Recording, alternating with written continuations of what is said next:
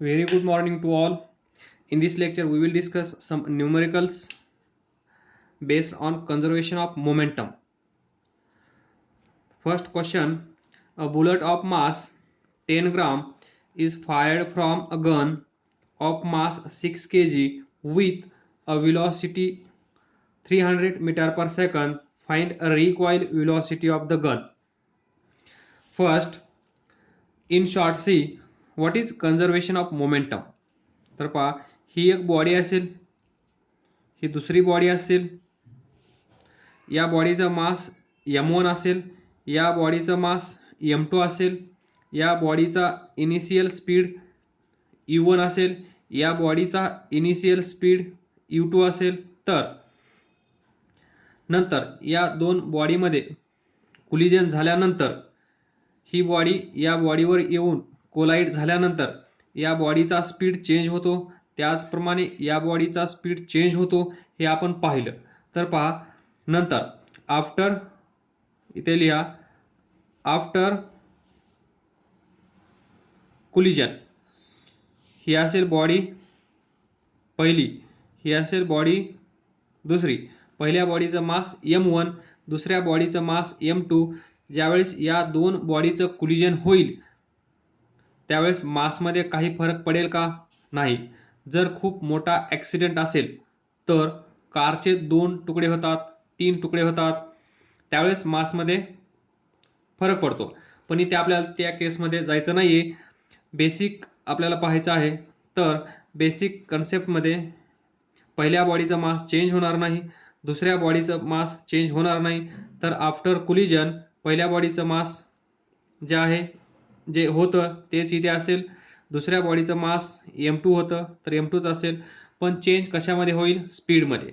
तर final speed या बॉडीचा असेल v1 पहिली बॉडी. त्यानंतर या बॉडीचा स्पीड असेल फायनल v2. तर पहा, u2 चा v2 झाला आणि u1 चा v1 झाला. म्हणजेच after collision and before collision. Before collision momentum किती असेल? टोटल मोमेंटम m1 u1, या बॉडीचं मोमेंटम, या बॉडीचं मोमेंटम m2 u2. टोटल म्हणल्यानंतर addition, this is total momentum before collision. Now see after collision, mass times velocity m1 v1 plus या बॉडीचं m2 v2. This is a total momentum after collision. आणि conservation of momentum म्हणजे काय? तर momentum destroy होणार नाही, पण momentum transfer होऊ शकतं. म्हणजेच या बॉडीकडून या बॉडीकडे किंवा या बॉडीकडून या बॉडीकडे. तर पहा, मग आपण फायनली असं लिहू शकतो, इनिशियल मोमेंटम म्हणजेच before collision is equal to final momentum of combined system after collision. हे इक्वल असलं पाहिजे. याला आपण म्हणतो कंजर्वेशन ऑफ मोमेंटम. तर पहा, इथे एक गन आहे, दिस गन. तर पहा, इथे असेल ट्रिगर. तर इथून एक बुलेट फायर केली. अ बुलेट ऑफ मास 10 kg. हिचं मास किती आहे?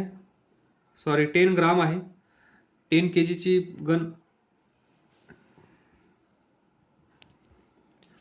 गन बुलेट नसते. तर बुलेट किती असते? छोटी छोटी छोटी, that is very small mass as compare to gun. तर पहा, ही आहे bullet of mass 10 gram. Then fired from gun of mass 6 kg. गनचं मास आहे 6 kg विथ वेलोसिटी. याची वेलोसिटी किती आहे? 300 metre per second. Find recoil velocity of gun. What is recoil velocity of gun? तर पहा, ज्यावेळेस आपण ही बुलेट फायर करू त्यावेळेस ही जी गन आहे ती थोडीशी पाठीमागे चालली जाते,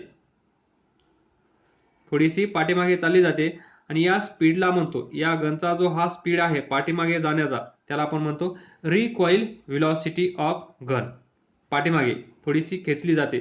तुम्ही पिक्चर पाहत असाल तर पिक्चरमध्ये पहा, जे मोठे मोठे रणगाडे असतात ते पहा, ज्यावेळेस फायर करतात त्यावेळेस ते पाठीमागे थोडेसे चालले जातात, म्हणजे थोडासा धक्का बसतो पाठीमागे, म्हणजे बॅक डायरेक्शनमध्ये. ती जी व्हेलॉसिटी असते त्या बॉडीची, त्याला आपण म्हणतो रिकॉइल व्हेलॉसिटी. तर इथे पहा आपल्याकडे सिमिलर सिच्युएशन आहे, इथे जसं आहे तसंच इथे आहे. म्हणजे पहिली बॉडी म्हणजे गन, दुसरी बॉडी म्हणजे बुलेट. तर पहा, पहिलं आपण इथं लिहूया M1 U1 plus M2 U2 is equal to M1 V1 plus M2 V2. Initial momentum is equal to final momentum. तर initial momentum, initial final, initial momentum या प्रॉब्लेममध्ये किती असेल? कोणी गेस करू शकतं का?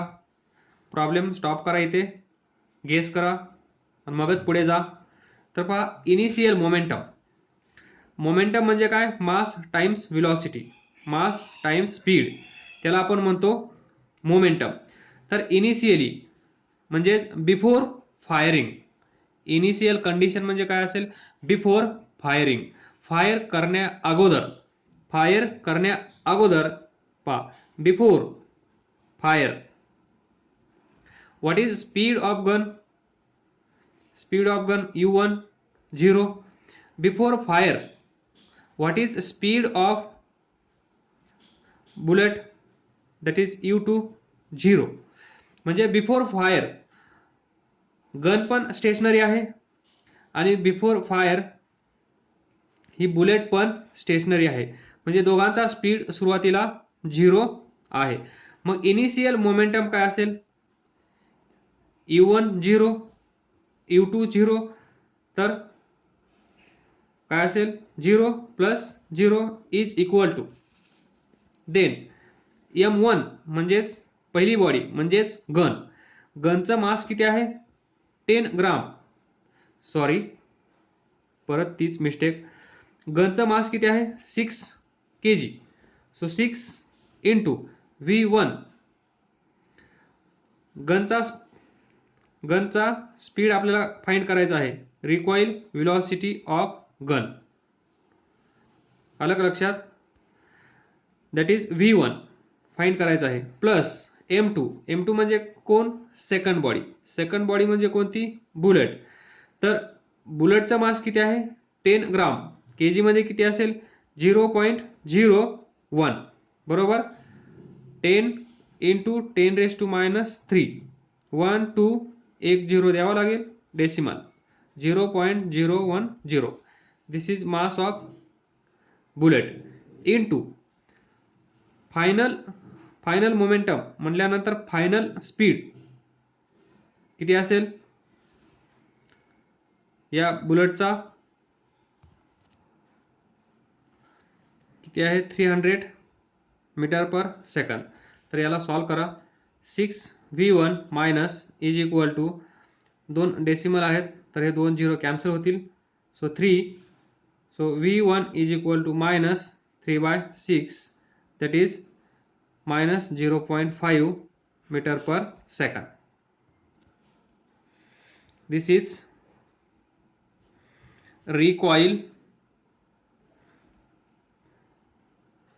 velocity of gun.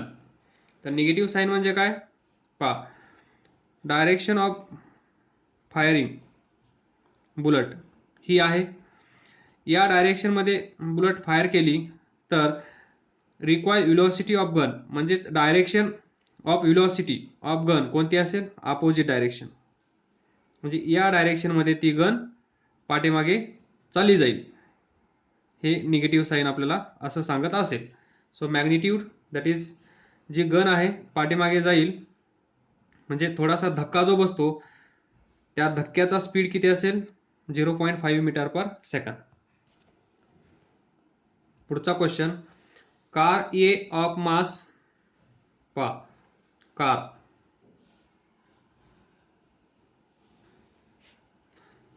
A of mass 1500 traveling at 25 meter per second 25 meter per second collide with car B. याच्या पुढे एक कार आहे. This is car B of mass 1000 kg travelling at 15 metre per second.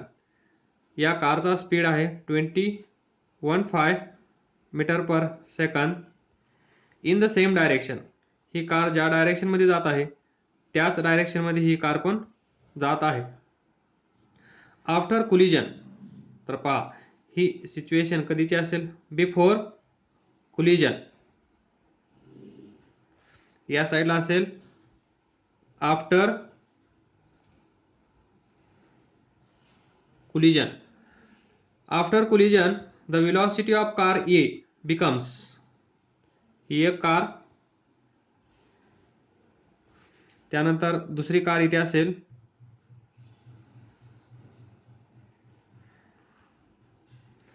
Car A, car B. The velocity of car A becomes 20 meter per second. Calculate the velocity of car B after collision, that is V2 is equal to question mark. तर पहा before collision असा आहे, after collision असा आहे. म्हणजे ही car पाठीमागून येऊन हिचा स्पीड पहा 25 मीटर पर सेकंद. ही कार येईल इथे पहा 15, म्हणजे या कारचा स्पीड कमी आहे, या कारचा स्पीड जास्त आहे. तर ही कार येऊन या कारवर पाठीमागून काय करेल, स्ट्राईक करेल, हिट करेल. त्यामुळे या कारचा स्पीड वाढेल आणि या कारचा स्पीड कमी होईल. तर इथे पहा 25 मीटर पर सेकंद या कारचा स्पीड होता. आफ्टर कोलिजन या कारचा स्पीड किती झाला आहे, 20 मीटर पर सेकंद. म्हणजेच या कारचा स्पीड वाढला पाहिजे. इथे पहा 15 मीटर पर सेकंद आहे, तर इथे या कारचा स्पीड किती असला पाहिजे, तुम्हाला माहित आहे. या कारचा स्पीड कमी झाला तर या कारचा स्पीड वाढला पाहिजे. कशासाठी, bye law of conservation of momentum. Momentum destroy होत नाही, मोमेंटम ट्रान्सफर होतं. तर इथलं कमी झालं तर इथे वाढलं पाहिजे. मास तर वाढणार नाही, म्हणजे momentum mv, momentum mv, mass same आहे 1000 kg, इथे पण 1000 kg. वाढेल काय, स्पीड. धक्का दिल्यानंतर या कारचा मास वाढेल का, नाही. तर वाढेल काय मग, मोमेंटम कॉन्स्टंट ठेवण्यासाठी स्पीड. तर पहा हे असेल m1 u1, हे असेल m2 u2, इथे असेल m1 v1, याचं मोमेंटम असेल m2 v2. पहिली बॉडी m1, दुसरी बॉडी m2, पहिली बॉडी m1, दुसरी बॉडी m2. पहिल्या बॉडीचा इनिशियल स्पीड u1, दुसऱ्या बॉडीचा इनिशियल स्पीड u2, पहिल्या बॉडीचा फायनल स्पीड v1, दुसऱ्या बॉडीचा फायनल स्पीड v2. तर पहा याला ॲड करायचं, प्लस प्लस, आणि क्वेश्चन सॉल्व. तर पहा m1 किती आहे 1500 इंटू, तुम्ही जो पहिला क्वेश्चन सॉल्व केला तसं सिस्टमॅटिक सॉल्व करा. मी डायरेक्ट आता सोल्युशन लिहित आहे. u1 25 प्लस m2 म्हणजे ही कार 1000, u2 या कारचा स्पीड 15 आफ्टर कोलिजन, म्हणजेच इज इक्वल टू, इथे असेल is equal to after collision m1 किती आहे 1500 इंटू या कारचा स्पीड किती झाला आता 20 अगोदर किती होता 25, तो आता झाला 20 प्लस इथे पहा M2 किती आहे 1000 इंटू V2 आपल्याला फाइंड करायचं आहे. तर पहा इथे 2 झिरो आहेत, इथे 2 झिरो आहेत, इथे 2 झिरो आहेत, इथे 2 झिरो आहेत, म्हणजे आपण 100 नी डिवाइड करू शकतो, म्हणजे सोपं होऊन जाईल. तर काय होईल 15 इंटू 25 इथे 10 इंटू म्हणजे 2 झिरो कॅन्सल करत आहे मी. इथे पहा 1520 प्लस 10 इंटू V2. तर आता हे सॉल्व करण्यासाठी सोपं जाईल. तर पहा हे किती येईल 375, हे किती येईल 150, हे किती येईल 310 V2. तर पहा 300 400 इथला 50 इथला 50 500 इथला 25 उरला 525 बरोबर आहे का पहा. देन 310 V2 हा इकडे येईल 525 3 किती येईल 225 225 10 V2. तर इथून V2 ची व्हॅल्यू किती येईल 22.5 मीटर पर सेकंद. तर पहा किती होता 15, आता किती झाला 22.5 metre per second. To maintain momentum by law of conservation of momentum. पुढचा question, a bullet of mass 10 gram with a velocity 400 metre per second. तर पहा दिस इज बुलेट मास 10 ग्राम, के जी मध्ये किती असेल 0.010 K G, moving with velocity 400 metre per second. Sir you 400 metre per second. Get embedded in freely suspended wooden block. तर पहा इथे एक wooden block आहे फ्रीली सस्पेंडेड, म्हणजे हा मूव होऊ शकतो जर याच्यावर फोर्स अप्लाय केला तर. Freely suspended wooden block of mass, याचा मास किती आहे 900 gram. What is velocity acquired by the block. ज्यावेळेस ही बुलेट जाऊन याला स्ट्राईक करेल, स्ट्राईक झाल्यानंतर एम्बेडेड म्हणजे काय, ही याच्यामध्ये घुसली जाईल आणि याच्यामध्ये आतमध्ये गेल्यामुळे याचा स्पीड 0 होईल, पण काहीतरी ते धक्का बसला असल्यामुळे त्या धक्क्यामुळे हा ब्लॉक थोडासा असा या डायरेक्शन मध्ये चालला जाईल, जर्क. तर आपण काय म्हणतो जर्क. थोडंसं ॲक्सलरेशन या ब्लॉकला भेटेल ड्यू टू दिस. कारण तुम्हाला माहित आहे ज्यावेळेस ही बुलेट स्पीडने इकडे येत आहे म्हणजेच या बुलेटकडे काय आहे मोमेंटम. जर या बुलेटचं मोमेंटम 0 झालं तर हे मोमेंटम कुठेतरी दिसून आलं पाहिजे, आणि ते आपल्याला कुठे दिसेल या ब्लॉकच्या मार्फत आपल्याला ते दिसेल. कारण ही याच्यामध्ये जाईल, याच्यामध्ये गेल्यानंतर या बुलेटचा स्पीड 0 होईल, म्हणजेच मोमेंटम ऑफ दिस बुलेट 0 होईल. मग हे कुठेतरी कन्वर्ट झालं पाहिजे, आणि ते कुठे कन्वर्ट होईल ते या ब्लॉकचा स्पीड वाढेल, आणि ब्लॉकचा स्पीड वाढला म्हणजे त्या ब्लॉकचं मोमेंटम आपल्याला दिसून येईल, म्हणजे मोमेंटम डिस्ट्रॉय नाही झालं, ते ट्रान्सफर झालं आहे हे आपल्या लक्षात येईल. तर पहा या सिच्युएशनला आपण म्हणूया बिफोर कोलिजन. बिफोर या दोघांमध्ये काय म्हणू शकतो आपण, बिफोर एम्बेडेड नंतर इकडं आफ्टर एम्बेडेड. म्हणजे ज्यावेळेस बुलेट बाहेर आहे त्यावेळेस आणि ज्यावेळेस बुलेट या ब्लॉकमध्ये जाईल त्यावेळेस. तर पहा, थोडंसं व्यवस्थित पहा. आफ्टर दिस इज बुलेट जी आतमध्ये एम्बेडेड झाली आहे, तर मग याचा स्पीड 0 होईल, पण या पूर्ण सिस्टमचा स्पीड काहीतरी असेल, तो आपल्याला काढायचा आहे. तर पहा, दोन बॉडी आपल्याकडे पाहिजे. हे जे डिस्क्राइब केलेलं आहे, ही जी सिच्युएशन आहे, या सिच्युएशनमध्ये तुम्ही दोन बॉडी इमॅजिन करण्याचा प्रयत्न करा सतत. ज्यावेळेस law of conservation of momentum वरचे प्रॉब्लेम तुम्ही सॉल्व्ह कराल त्यावेळेस नेहमी डोक्यात ठेवा टू बॉडीज. तर इथे टू बॉडीज म्हणजे काय? दिस इज पहिली बॉडी M1 M2, ही M1 ही M2. तर पहा, M1 याचा मोमेंटम फाइंड करा. किती असेल? मास टाइम्स व्हेलॉसिटी. मास किती आहे? 10 ग्राम, म्हणजेच 0.01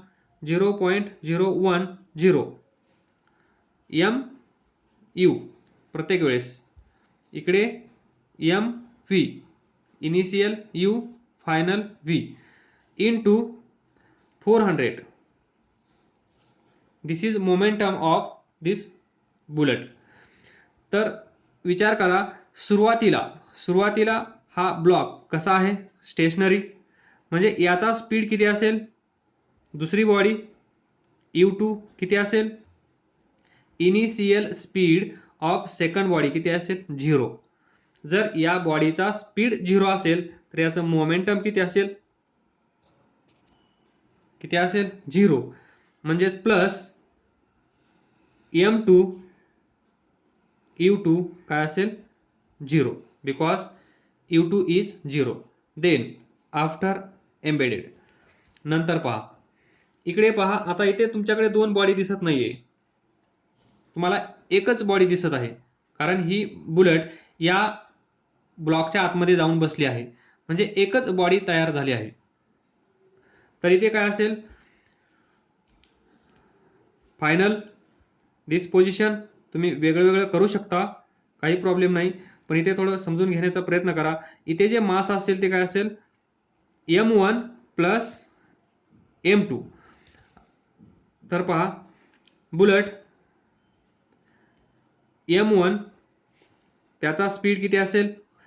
या बुलेटचा तोच स्पीड असेल जो या ब्लॉकचा असेल, कारण या दोन एकत्र आहेत. तर आपण तो किती कन्सिडर केला आहे? V2 plus mass of this block काय असेल? M2. या ब्लॉकचा स्पीड किती असेल? जो या बुलेटचा आहे तोच V2. म्हणजे आफ्टर एम्बेडेड M1 M2 प्रत्येकाचा स्पीड, याचा स्पीड आणि या ब्लॉकचा स्पीड, दोघांचा स्पीड सेमच असेल. पहा, ही बस आहे, बसमध्ये जो पॅसेंजर आहे, या बसचा स्पीड 10 मीटर पर सेकंद असेल, तर या पॅसेंजरचा स्पीड किती असेल? 10 मीटर पर सेकंद. पण दोघांचं मास वेगळं आहे, या पॅसेंजरचं मास वेगळं आहे, या बसचं मास वेगळं आहे. म्हणजेच M1 स्पीड तोच आहे, M1 10 मीटर पर सेकंद, नंतर हा मास त्याचा स्पीड तोच. त्याचप्रमाणे आपण इथं हे केलं आहे. तर M1 M2 M1 plus M2 V2 दोघांचा स्पीड सेम आहे. तर पहा, M1 किती आहे? 10 ग्राम. M2 किती आहे? 900 ग्राम. V2 याला कन्वर्ट करा kg मध्ये इंटू 10⁻³ तर हे किती येईल? 910 इंटू 10⁻³ V2 म्हणजेच 0.91 इंटू V2. तर या साईडला किती आहे? 0.01 इंटू 400. तर हे सॉल्व करा, याचा आन्सर येईल V2 is equal to 4.4 metre per second. हे समजून घेण्याचा प्रयत्न करा. वेगवेगळं इमॅजिन करा किंवा एकत्र इमॅजिन तुम्ही करू शकता. दोघांचा स्पीड एकच आहे, मास किती आहे? M1 प्लस M2, आणि या दोघांचा स्पीड जो फाइंड करायचा आहे तो असेल V, असं तुम्ही कन्सिडर करू शकता. That is V2 here. तर थोडंसं पहा, हा ब्लॉक आहे, या ब्लॉकच्या आतमध्ये ही बुलेट आहे, बरोबर. फायनल आफ्टर एम्बेडेड म्हणजे फायनल मोमेंटम. तर पहा, बुलेटचा मास किती आहे, समजा m1, ब्लॉकचा मास m2, या बुलेटचा स्पीड किती आहे, समजा v, फायनल स्पीड. त्यानंतर या ब्लॉकचा स्पीड किती आहे, जो या बुलेटचा स्पीड असेल तोच या ब्लॉकचा स्पीड असेल की नाही, एवढाच क्वेश्चन तुम्ही स्वतःला विचारा. It is just like this is bus आणि हा पॅसेंजर. बसचा स्पीड 10 मीटर पर सेकंद असेल तर या पॅसेंजरचा स्पीड किती असेल, 10 मीटर पर सेकंद, कारण हे दोघं एकत्र आहेत. त्याचप्रमाणे बुलेट म्हणजे पॅसेंजर, ब्लॉक म्हणजे बस, तर याचा पण स्पीड किती असेल, v. जर याचा स्पीड v असेल तर याचा स्पीड v असेल. म्हणजेच या ब्लॉकचा स्पीड v असेल, बसचा स्पीड v असेल, तर आतल्या पॅसेंजरचा स्पीड किती असेल, v. मग तुम्ही फाइंड करू शकता बुलेटचं फायनल मोमेंटम m1v प्लस या ब्लॉकचं m2v. So m1 plus m2 आणि हा v कॉमन, तेच आपण इथं केलं आहे. Don't get confuse. नेक्स्ट, तर थोडासा वेगळा question. How long will it take a force of 10 newton to stop mass of 2.5 kg which is moving at 20 meter per second. This is body of mass 2.5 kg. तर पहा, या बॉडीवर 10 Newton force apply केला आहे. It takes a force of 10 Newton, म्हणजे ही body मोशनमध्ये आहे. या बॉडीला स्टॉप करायचं आहे. पहा, टू स्टॉप अ मास, याला आपल्याला थांबवायचं आहे. Which is moving at 20 metre per second. जर या बॉडीवर ही बॉडी इकडे जात असेल विथ 20 मीटर पर सेकंद, तर या बॉडीवर अपोजिट डायरेक्शनमध्ये फोर्स अप्लाय करावा लागेल ही थांबवण्यासाठी, किंवा या साईडने इकडे खेचावं लागेल. तर पहा, that is type of forces, pushing force और पुलिंग फोर्स. दोन्ही ऑप्शन आपल्याकडे आहेत. जर ही बॉडी इकडे जात असेल तर तुम्ही इकडे खेचा, किंवा इथे उभारून त्याला अपोजिट डायरेक्शनमध्ये इकडे फोर्स अप्लाय करा, तरीही ही बॉडी थांबली जाईल. तर पहा, ही बॉडी सुरुवातीला 20 मीटर पर सेकंद या स्पीडने जात आहे, म्हणजे हा कोणता स्पीड असेल, इनिशियल u. नंतर ही बॉडी आपल्याला थांबवायची आहे, म्हणजे फायनल स्पीड या बॉडीचा किती असेल, v, आणि तो किती असला पाहिजे, 0. म्हणजे सुरुवातीचा speed u 20 metre per second आहे, नंतर तो v झाला 0. Initial 20 metre per second, final 0, कारण बॉडी थांबली आहे आणि ती बॉडी थांबवण्यासाठी आपण किती फोर्सचा यूज केला आहे, 10 न्यूटन. तर आपल्याला फाइंड करायचं आहे how long will it take a force to stop. ती बॉडी थांबवण्यासाठी आपल्याला किती वेळ लागेल. तर पहा, F is equal to ma, Newton's second law of motion. Force किती आहे, 10. मास किती आहे, 2.5. ॲक्सलरेशन माहीत आहे का, नाही. तर हे किती येईल, a is equal to 4 metre per second square. हे ॲक्सलरेशन कसं असेल, कोणी सांगू शकेल का. ही बॉडी आपण थांबवत आहोत, म्हणजे हे जे ॲक्सलरेशन असणार आहे ते कसं असणार आहे, निगेटिव्ह ॲक्सलरेशन. त्यालाच आपण काय म्हणतो, रिटार्डेशन. टॉपिक पहिला. म्हणजेच a इज इक्वल टू काय असेल, -4 मीटर पर सेकंद स्क्वेअर एवढं रिटार्डेशन तिथे होत असेल तेव्हाच ती बॉडी थांबली जाईल. तर पहा, टू फाइंड टाइम आपल्याला यू माहीत आहे, व्ही माहीत आहे, तर आपण यूज करू शकतो equation of motion. First equation of motion that is v is equal to u plus a t. Final speed किती आहे 0 कारण बॉडी थांबली आहे. इनिशियल स्पीड किती आहे 20. सुरुवातीला ती बॉडी 20 मीटर पर सेकंद या स्पीडने जात होती. ॲक्सलरेशन किती आहे, जर बॉडी मोशनमध्ये असेल आणि त्या बॉडीला आपल्याला थांबवायचं असेल तर ते ॲक्सलरेशन कोणता असेल निगेटिव्ह. सो एची व्हॅल्यू किती असेल -4. किती वेळ लागला असेल t. So -4t is equal to हा 20 इकडे घेऊन या -20. So t is equal to 5 second. म्हणजे ही बॉडी थांबवण्यासाठी आपल्याला किती वेळ लागेल 5 सेकंद लागतील. हा क्वेश्चन तुम्ही सॉल्व करायचा आहे.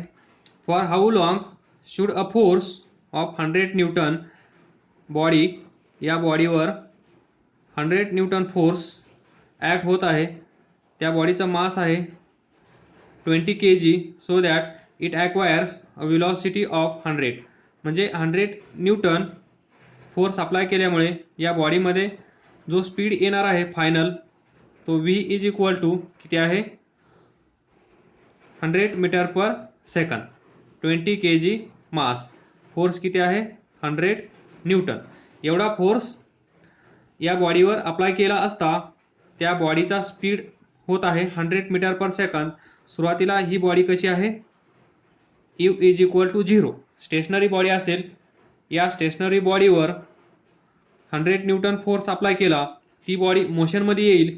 मोशनमध्ये आल्यामुळे तिचा काहीतरी स्वतःचा स्पीड असेल तो व्ही. तो किती आहे 100 मीटर पर सेकंद. मास माहीत आहे, या बॉडीवर ॲक्ट होणारा फोर्स माहीत आहे, त्या बॉडीचा इनिशियल स्पीड तुम्हाला माहीत आहे. तर फाइंड काय करायचं आहे टाइम.